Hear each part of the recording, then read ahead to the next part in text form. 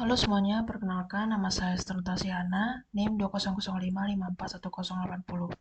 Pada kesempatan kali ini, saya ingin membagikan Visual Basic tutorial kepada teman-teman sekalian tentang bagaimana cara mengkoneksikan database ke Visual Basic Net atau VBNet. Nah, pertama-tama pastikan teman-teman sudah mendownload aplikasi Visual Studio-nya.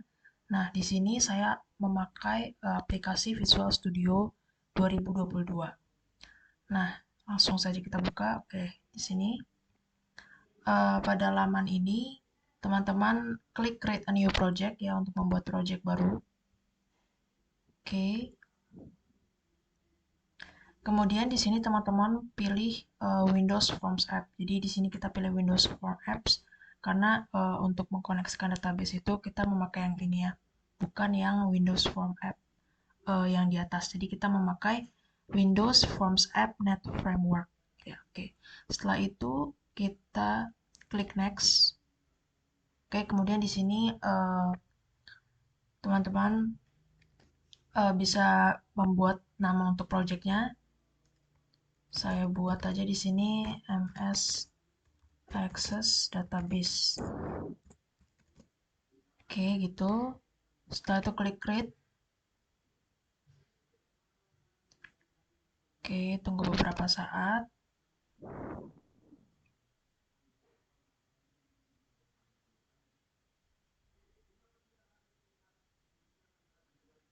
Oke, ini adalah tampilannya ya. Nah, kemudian di sini langsung saja kita demokan ya, bagaimana cara mengkoneksikan database ke Visual Basic Net ini. Oke, jadi pertama-tama jika di sebelah kiri sini ya, ini belum ada data source. Nah, teman-teman, misalkan di sini belum ada ya. Oke, jadi teman-teman di sini klik view untuk melihat data source ya, klik view, kemudian order windows, kemudian cari di sini data source. Kemudian teman-teman klik. Oke, setelah seperti ini sudah ada tampilan data source seperti ini. Teman-teman di sini di bagian sini ya, pilih add new data source. Jadi add new data source ini untuk kita menambahkan data source yang sudah kita buat sebelumnya, yaitu database ya. Oke, klik saja add data source. Kemudian di sini teman-teman pilih database. Oke, kita klik database, lalu kita klik next. Lalu kita klik dataset, kita klik next. Oke. Nah, setelah itu tampilan seperti ini ya. Which data connection should your application use to connect to the database? Nah, ini artinya kita akan mengkoneksikan database itu ke dalam data source ini. Oke. Nah, untuk membuat koneksi baru, karena di sini kita memakai database yang sudah saya rancang sebelumnya, jadi saya memakai database yang sudah saya buat, jadi saya memilih new connection. Oke, kita klik new connection. Nah, kemudian seperti ini ya, ada tampilan add connection. Nah, di bagian data source ini, teman-teman bisa memilih di sini ya, klik change. Nah, di sini di data source tuh ada banyak pilihan. Ada Microsoft Access Database File, ada ODBC Data Source, SQL Server, SQL Server Database File, Oracle Database, dan lain-lain. Nah, ini sesuai dengan database yang sudah teman-teman rancang. Nah, karena di sini saya sudah merancang akses database dari Microsoft Access, jadi saya pilih yang pilihan paling atas, yaitu Microsoft Access Database File. Nah, kemudian setelah itu klik OK. Ya, seperti itu. Nah, kemudian di bagian database file name, nah ini kita menginputkan file database yang sudah kita buat sebelumnya. Nah, di sini saya sudah membuat ya, kita klik saja langsung browse. Oke, jadi ini kita mengkoneksikan. Nah, seperti ini, setelah muncul seperti ini, teman-teman pilih saja database yang sudah teman-teman buat. Nah, di sini saya sudah buat database di folder, di bagian dokumen ya, bagian dokumen di bawah. Nah, di sini saya sudah membuat tadi data mahasiswa 1. Nah, ini adalah database yang akan saya pakai. Jadi kita klik aja, setelah itu klik open. Oke, seperti ini. Nah, lalu yang ini didiamkan saja ya, seperti ini saja. Kemudian klik test connection. Nah, ini untuk menguji apakah koneksinya bisa sukses ya. Nah, di sini sudah ada notifikasi bahwa tes koneksinya sukses. Test connection succeed. Oke, lalu kita oke saja. Ini untuk mengujikan saja. Setelah itu kita klik oke juga. Oke lagi ya. Oke, seperti ini. Nah, seperti ini. Nah, setelah itu teman-teman klik next. Kita klik next ya. Nah, di sini ada notifikasi. Di sini ada notifikasi dari Microsoft Visual Studio. The connection you selected use a local data file that is not in the current project. Would you like to copy the file to your project and modify the connection? Nah, ini artinya kita diberi pilihan ya. Kita pilih uh, untuk mengcopy ya. Jadi nanti di folder project kita itu akan terdapat file kopian dari database. Nah, jadi ini pilihannya. Kita pilih yes atau no. Nah, karena di sini saya akan memilih yes, jadi nanti database file yang sudah saya buat, yang data mahasiswa tadi, itu akan dikopikan ke file directory project saya yang bernama MS Access Database. Nah, nanti ketika dibuka, ya nanti ada ada file database kita di sini. Nah, nanti itu saya akan bahas lebih lanjut. Nah, setelah seperti ini ya, klik next ya, lalu kita klik next seperti ini. Oke. Nah, di sini which database objects do you want in your dataset? Nah, di sini teman-teman bisa memilih ya yang mau ditampilkan apa saja. Nah, saya ingin menampilkan table ini, kemudian klik finish ya. Oke, udah ya seperti ini. Di sini udah bisa kita lihat database-nya sudah ditambahkan ya, data mahasiswa 1 dataset. Oke, di sini. Oke. Di sini sudah berhasil ya. Sudah kita tambahkan. Nah, um, di sini saya lupa tadi menunjukkan ya database, model database-nya. Istilahnya database yang saya buat seperti apa. Oke, jadi di sini akan saya tampilkan dulu database yang telah saya buat. Sebenarnya ini database simple saja. Oke, sebentar. Oke, di sini ada data mahasiswa 1. Oke. Seperti ini. Kita klik open. Ya. Oke, ini adalah database yang saya akan koneksikan di VBNet ya. Seperti ini adalah database-nya. Oke.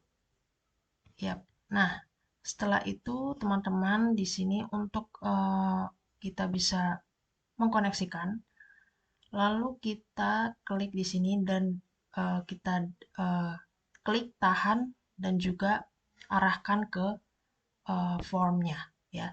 Caranya seperti itu. Jadi di sini, nah sebelum itu kita pilih dulu di sini di tanda panah bawah sini, kita mau menginputkan datanya seperti apa. Ya misalkan kalau data grid, kalau details ya, details dulu deh.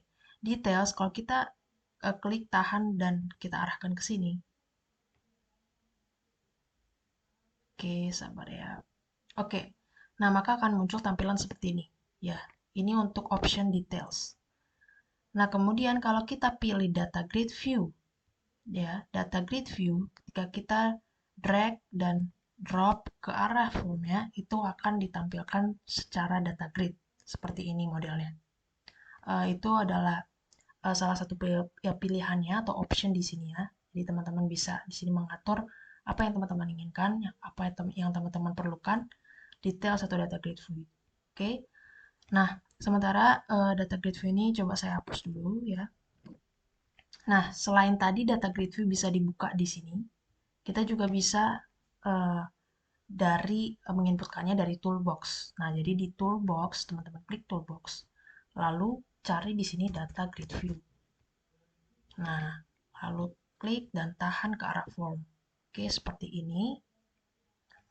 Nah, setelah itu sesuaikan saja di sini ya jaraknya seperti apa gitu ya. Oke, saya akan besarkan terlebih dahulu. Nah, di bagian sini ya, di bagian data grid view ini teman-teman klik di sini tanda panah. Oke, kita klik ya tanda panah. Lalu di sini ada pilihan choose data source. Nah, di sini kita pilih database tabel mahasiswa satu binding source ya. Jadi ini adalah data source yang kita inginkan. Oke, lalu di sini benar ya. Nah, di sini juga teman-teman bebas nih mengaturnya. Nah, saya sudah mencentang, sudah terdefault sebenarnya untuk mencentang ketiga ini ya. Enable adding, enable editing, dan enable deleting. Nah, ini artinya apa? Seperti namanya ya. Enable adding artinya ini itu bisa kita bisa add data di data grid view ini. Kemudian editing artinya kita bisa mengubah dan deleting artinya kita bisa menghapus. Seperti itu. Oke, kemudian di sini sesuaikan saja ukurannya. Oke, nah coba kita akan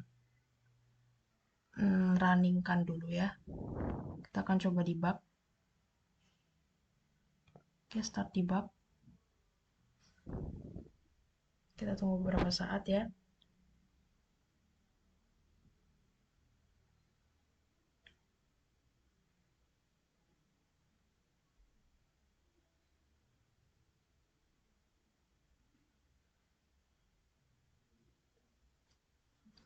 Oke, sebentar. Sepertinya dia belum mau muncul ya. Kita atur dulu di sini di bagian sepertinya sebentar. Project, database properties di bagian compile. Oke, nah ini target CPU saya pilih kali 64 offstream. Oke, coba kita running ulang ya. Kenapa dia tidak mau ya? Oke, kita coba lagi ya, start debug.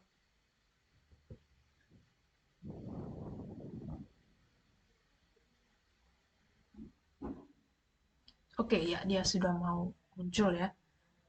Oke, ini dia sudah mau muncul. Tadi mungkin kesalahan di bagian sini ya, di target CPU. Nah, jika teman-teman menemukan kendala yang serupa seperti saya tadi, teman-teman bisa atur di sini ya di bagian project, kemudian tadi bagian project, lalu ini ya, properties ya di bagian sini. Properties, lalu klik compile dan atur di sini target CPU menjadi kali 64. Oke, seperti itu ya. Oke, kita lanjut di sini, kita balik lagi ke sini. Oke, jadi di sini data sudah berhasil diinputkan ya. Database sudah berhasil diinputkan. Nah, di sini adalah fitur-fitur juga ya, ini kita bisa mengarahkan ke sini ya. Karena kan tidak cukup space-nya jadi bisa diarahkan seperti ini ya. Oke, nah di sini selain itu di sini ada juga fitur. Nah, ini ya. Nah, ini untuk move next, move next. Jadi kita kalau klik move next maka akan eh, apa namanya berlanjut ke data setelahnya. Oke, data selanjutnya. Oke, kita move next sama seperti itu. Ini juga seperti itu ya, move previous. Jadi kita kembali ke data sebelumnya seperti ini. Oke, kita klik seperti itu.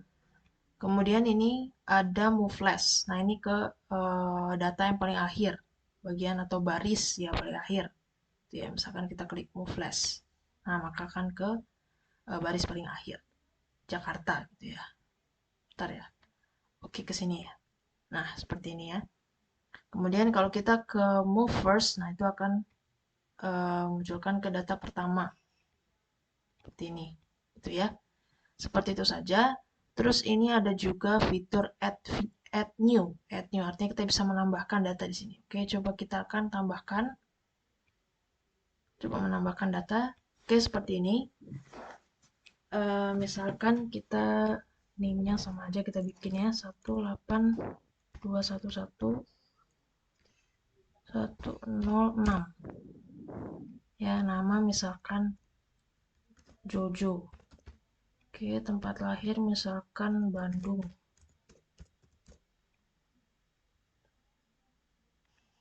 Bandung misalkan ya. Kemudian di sini misalkan tanggal lahirnya kita input 5 Oktober. Prodinya misalkan kita input teknik elektro gitu ya. Teknik elektro. Kemudian alamatnya misalkan Jalan Jalan nomor 13 gitu ya, nomor 1. nomor 1. Nih kita input asal aja. Nomor HP 081267. Kita input asal aja ya. Oke, seperti ini saja. Nah, kalau sudah seperti ini, kita klik save ya untuk menyimpan data, save data. Nah, oke, sudah berhasil diinput ya. Jojo, ini sudah sesuai datanya. Name-nya, nama, tempat lahir ya sudah sesuai ya. Kita bisa lihat di sini. Oke, nah lalu kita lihat di database yang ini. Kita refresh. Oke, di sini di database yang original yang sudah saya buat di Access sebelumnya, itu tidak akan terperbaharui ya dari data yang sudah kita ubah tadi di VBNet.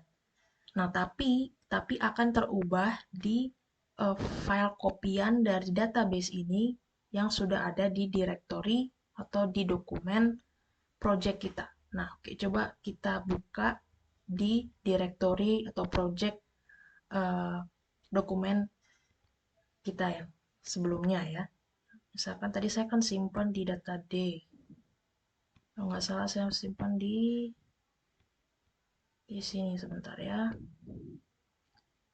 Oke, di ruang visual. Kemudian, nah, MS Access Database. Nah, karena ini file directory-nya, kita klik ya.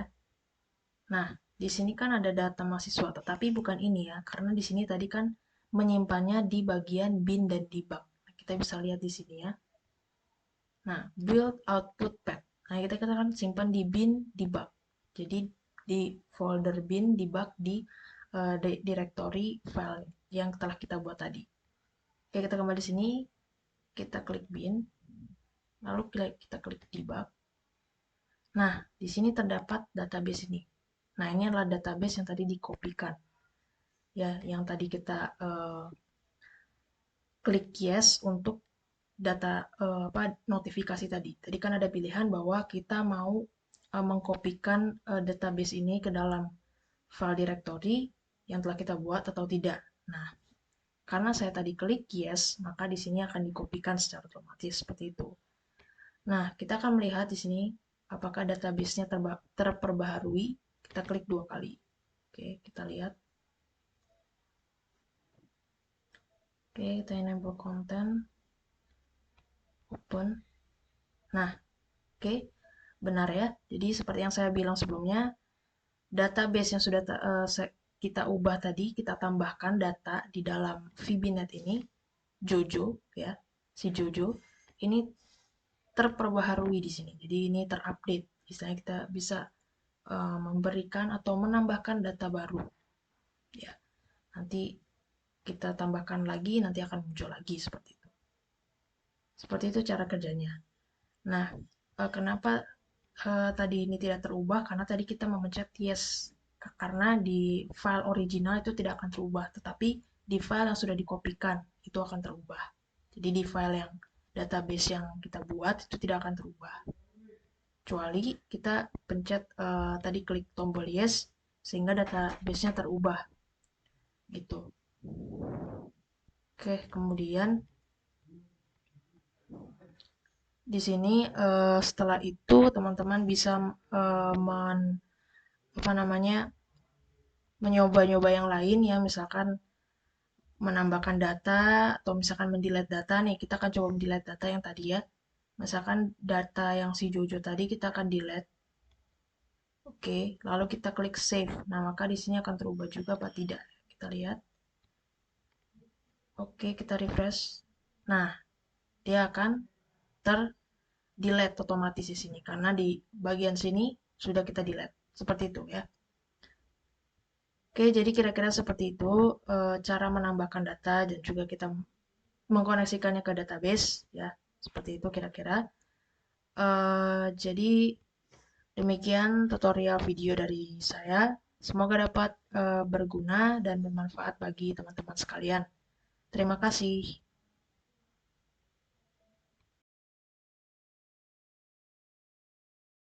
Halo semuanya, Perkenalkan, nama saya Kadek Wijaya Kusumahesa dengan NIM 2005541065. Di sini saya ingin mempresentasikan bagaimana caranya menambahkan, menghapus, dan juga menyimpan data pada database menggunakan Microsoft Visual Studio. Sebelumnya, saya sudah membuat database sederhana tentang mahasiswa elektro.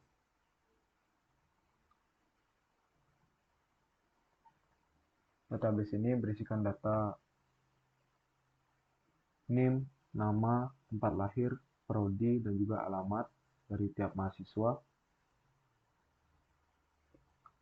Kemudian sekarang saya ingin membuat form aplikasi yang bisa mengakses database tersebut dan juga bisa mengedit data pada database tersebut. Yang pertama itu kita harus koneksikan ke datanya itu. Di sini kalian bisa klik yang add new data source. Kemudian ini klik yang database dan next. Kemudian ini next saja.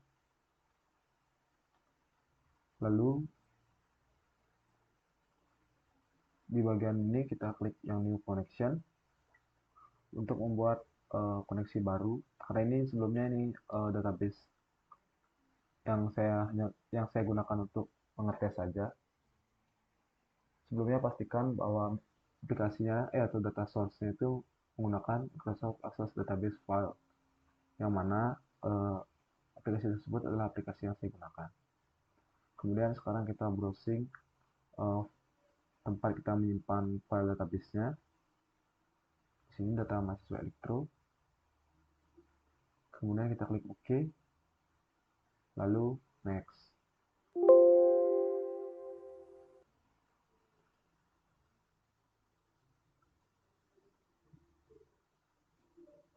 Nah, ini kita klik yes saja. Ini juga di next.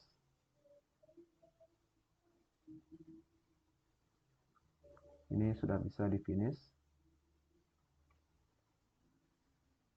Nah, sekarang itu kita bisa uh, tinggal drag and drop saja database-nya.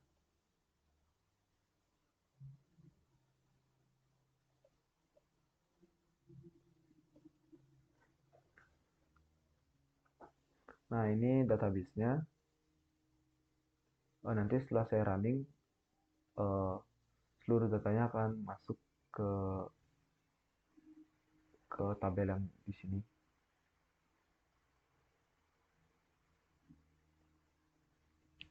Kemudian kita juga bisa mengeditnya menggunakan yang bagian detail ini, detail, kemudian drag and drop.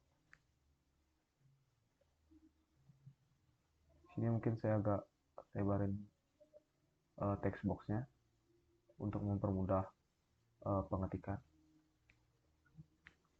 Nah, programnya sudah bisa di running. Coba saya running.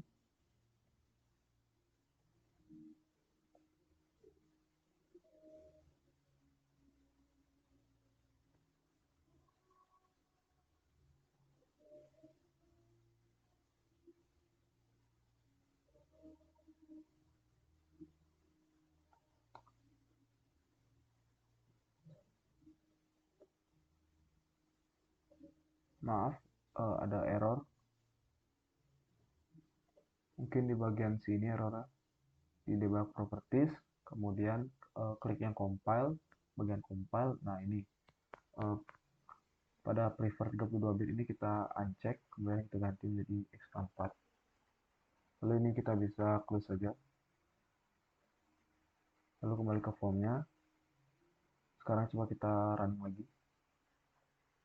Nah, programnya sudah bisa di running dan juga menunjukkan database daripada data mahasiswa elektro. Bisa dilihat di tabel ini ada 5 data mahasiswa. Kemudian bagaimana caranya saya menambahkan data baru dan juga menyimpannya. caranya itu tinggal klik yang bagian tanda tambah ini, kemudian kita klik, lalu kita masukkan data yang diminta. Di sini name-nya kita urutkan saja ya, 06. Kemudian namanya kita gunakan Adi saja. Kemudian tempat lahirnya misalnya eh, Jakarta misalnya.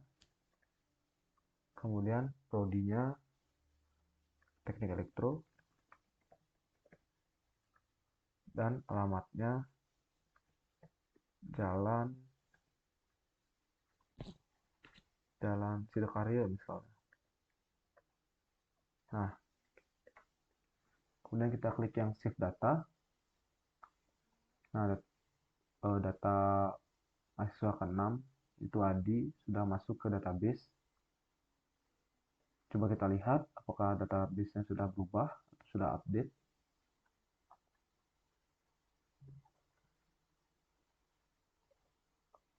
Nah, pada file yang pertama saya tunjukkan, datanya itu tidak akan berubah.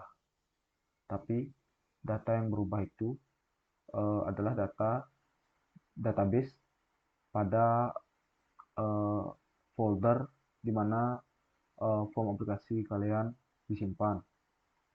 Di sini saya menyimpannya di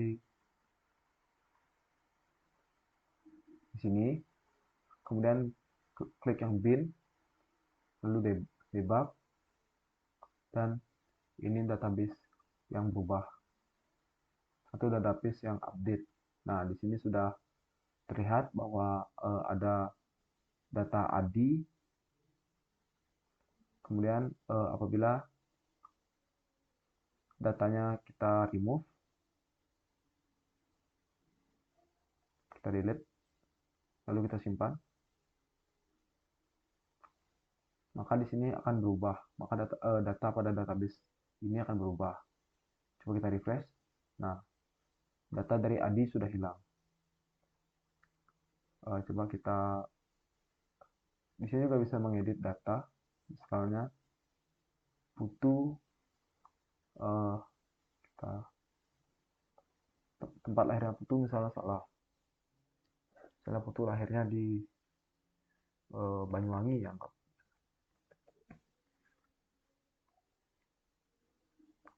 Alamatnya juga misalnya kita ganti menjadi Jalan Tukat Pakerisan. Lalu data kita simpan. Nah, maka eh,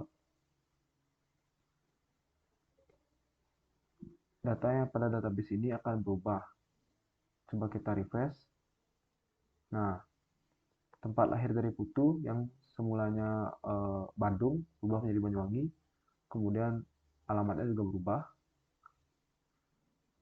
Mungkin sekian video presentasi bagaimana cara add, remove, dan save data database menggunakan Microsoft Visual Studio.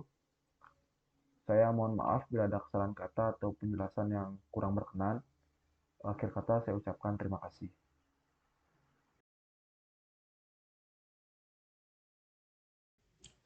Halo semuanya, perkenalkan nama saya Esther Sihana, NIM 2005541080.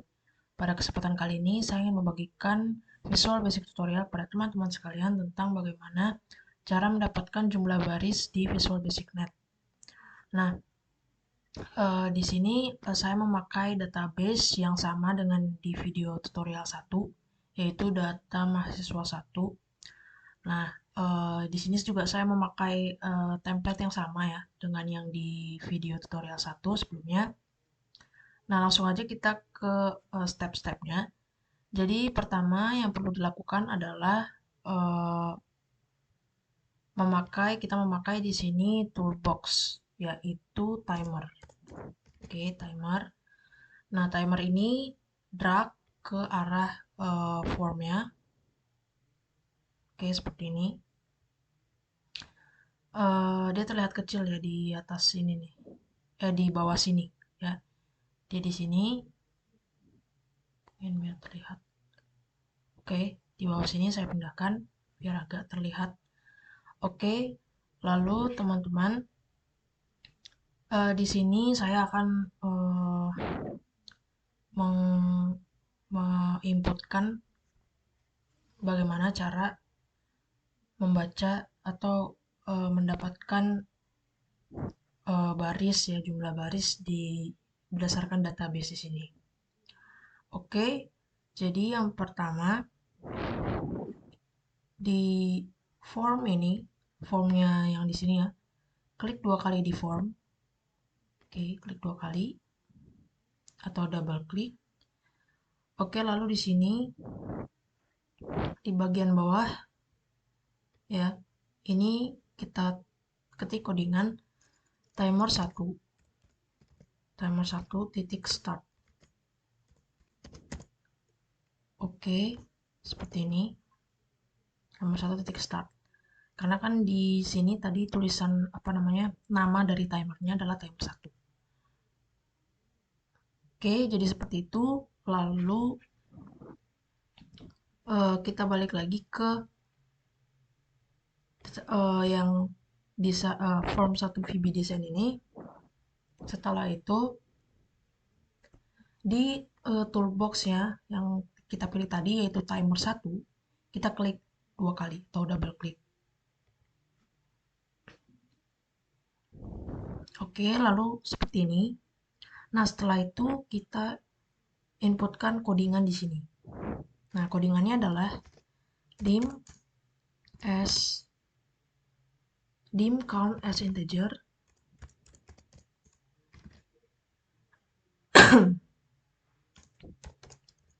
dim count as integer, lalu klik enter. Di bawahnya kita ketik lagi count sama dengan, nah count sama dengan sesuai sama database yang sebelumnya, yaitu data mahasiswa 1 dataset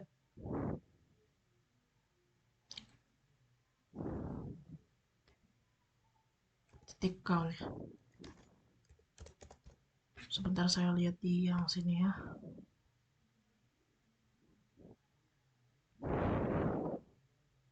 Oh, ini tabel underscore mahasiswa 1 binding source ya.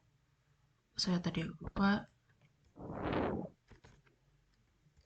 tabel, sabar saya hapus dulu ya, tabel. Nah, ini binding source.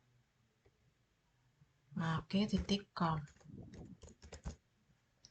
Oke, lalu setelah itu kita klik enter, kita klik tombol enter. Lalu di bawahnya kita tulis kita ketik lagi codingan label 1. Nah, sebelumnya saya belum lupa menginputkan label. Jadi di form 1 VB design ini kita akan menambahkan label di bagian toolbox. Itu label. Nah, label ini berfungsi untuk apa? Jadi label ini berfungsi untuk nanti menampilkan jumlah barisnya. Oke, seperti ini. Saya ubah dulu sedikit untuk font-nya agar lebih terlihat jelas. Pakai bold saja. Oke, seperti ini. Oke, label 1 titik teks ya, titik teks. Nah, sama dengan count. Oke. Yap. Nah, di sini sebenarnya kita juga bisa menambahkan kata-kata di sini ya untuk melengkapi count ini. Nah, misalkan saya di sini menambahkan sebuah kata ya. Misalkan jumlah baris. Jumlah barisnya ada ya. Jumlah barisnya ada. Nah, Di sini kita tambahkan plus, icon tambah. Oke. Nah, count di sini kita inikan count to string ya, to string karena count to string. Oke, seperti ini. Karena nanti sebuah string itu tidak bisa langsung digabungkan dengan bilangan integer atau bilangan bulat. Jadi harus di-convert dulu ke string. Seperti itu ya. Nah, lalu sudah seperti ini, kita coba running saja. Oke, kita tunggu beberapa saat.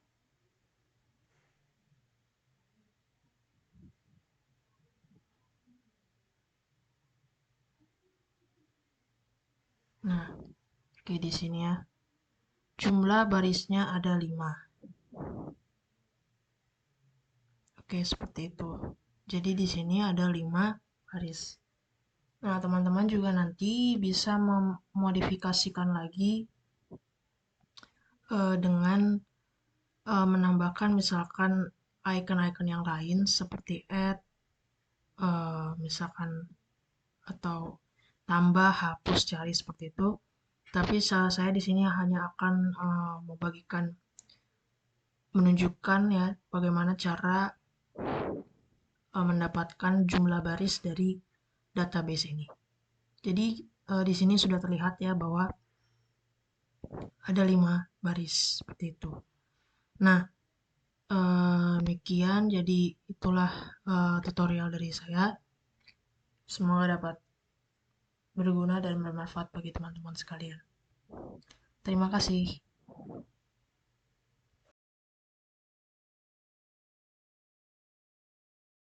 Cek, tes.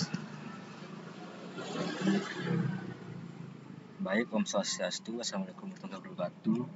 Saya Jenur Sataiga akan membahas bagaimana cara kita membuat atau kita menampilkan sebuah diagram pada aplikasi Visual Basic.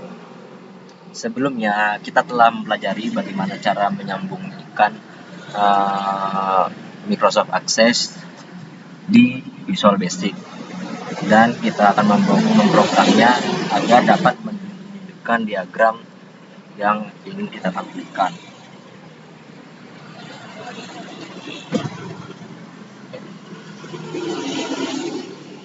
Yang pertama, kita cari dulu pada bagian toolbox yaitu chart. Kita taruh.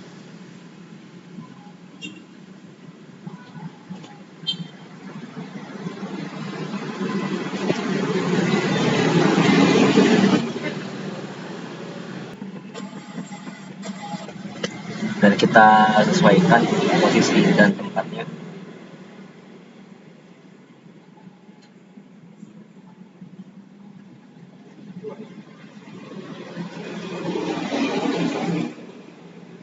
Nah, setelah kita pasang, kita akan membuat agar bisa terkonek pada database kita, yaitu kita berubah pada bagian properties di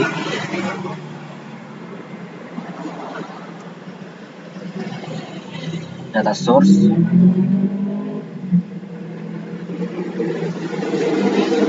database yang telah kita buat.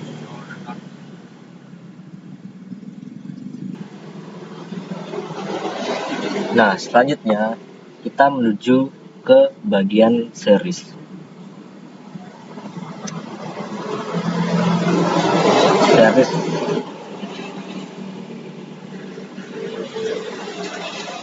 Setelah kita masuk ke menu series, kita pilih series 1.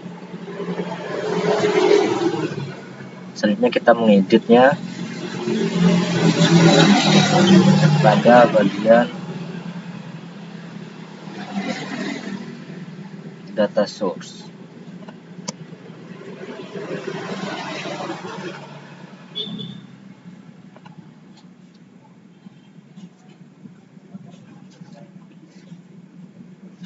Pada bagian X value member, kita memberi nama first name, dan Y value kita memberi yaitu list pembayaran.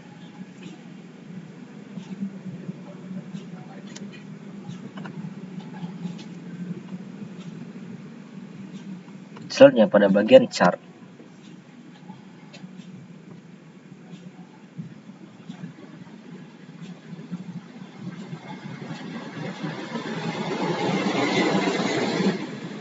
di sini terdapat beberapa pilihan untuk bagaimana kita mengubah bentuknya, tapi di sini saya memilih kolom.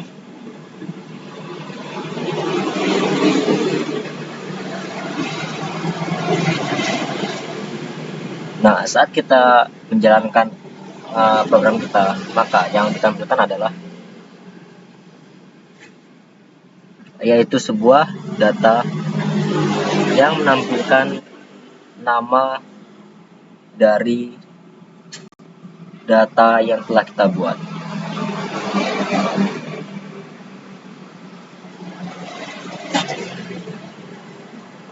Jadi saya lebarkan dikit.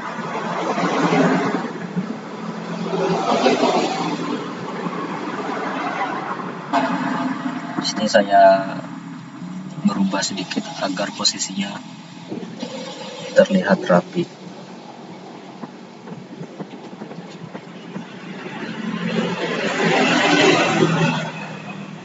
Kita jalankan ulang.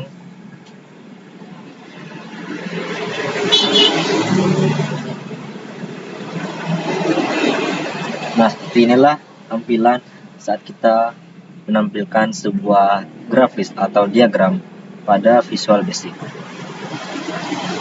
Selanjutnya juga kalian bisa mengedit-ngeditnya pada bagian menu yang tadi. Kita stop dulu. Bagian series kalian bisa mengubahnya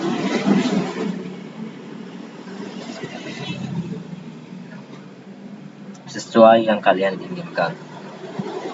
Sekian dari saya pemahaman bagaimana cara kita membuat atau menampilkan diagram pada Visual Basic dengan data yang telah kita buat di Microsoft Access. Terima kasih.